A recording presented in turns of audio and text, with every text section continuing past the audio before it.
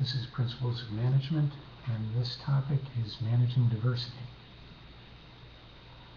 In courses that deal with doing business overseas, the thing that is most often stressed is tolerance of other people's cultures, ideas, and belief systems.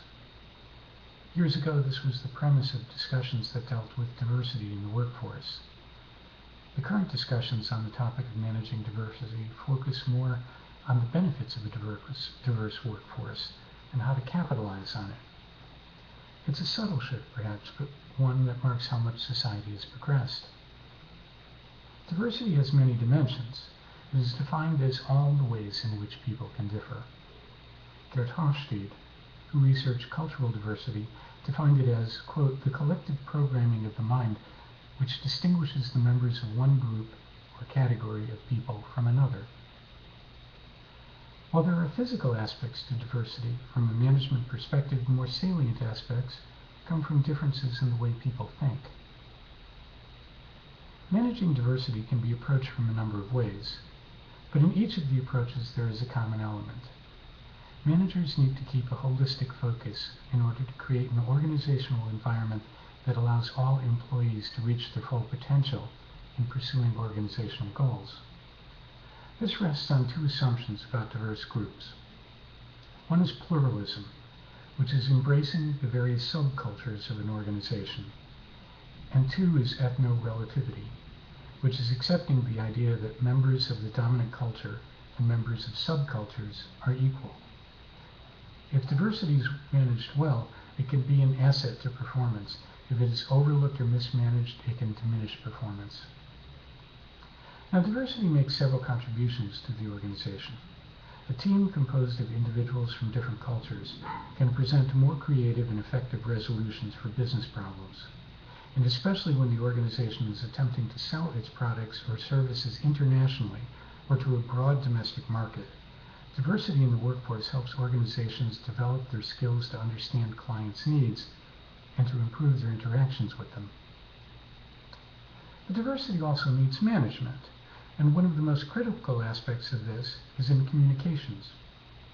People from different cultures have varying approaches to the interaction process and the different styles of dialogue. A sense of humor, for example, tends not to travel well across cultural borders. Diversity can increase the ambiguity, complexity, and confusion in the group processes, and it could become potentially devastating for the effectiveness of a team.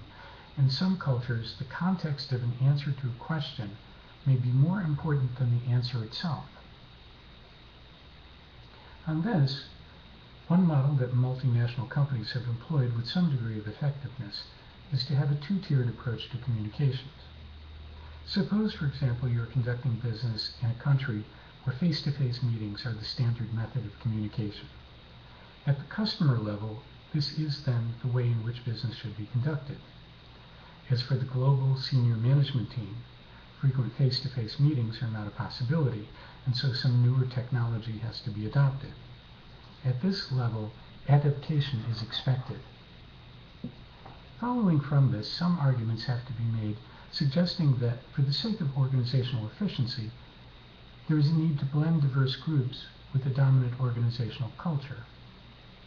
Some authors see cultural diversity management as an attempt to create a common culture in which individuals from different nations, from different national subcultures, from different organizational groups, whatever, can work together comfortably enough so their differences are not felt. Over time, organizational values tend to acculturate employees around common themes, and it enables them to assume an acceptable behavioral model that facilitates communication and interaction. On the negative side of things, where the process of developing a common and workable standard of behavior and communication do not work, the workplace becomes more rule-based. There are, of course, difficulties with a rule-based approach. It assumes that models developed in one country are valid in other countries, something that does not always work. And similarly, models developed for one department or one subculture are universally applicable, and that also is not the case. The upshot of this is that managers need to be culturally conversant and aware. If a manager is going to be dealing with customers or employees from a culture not his own, the manager needs to become familiar with that culture. Then the manager has to apply management techniques and practices that are appropriate to the people with whom he or she is working. The goal is to maintain creative thought and understanding while harmonizing different workforce values and needs.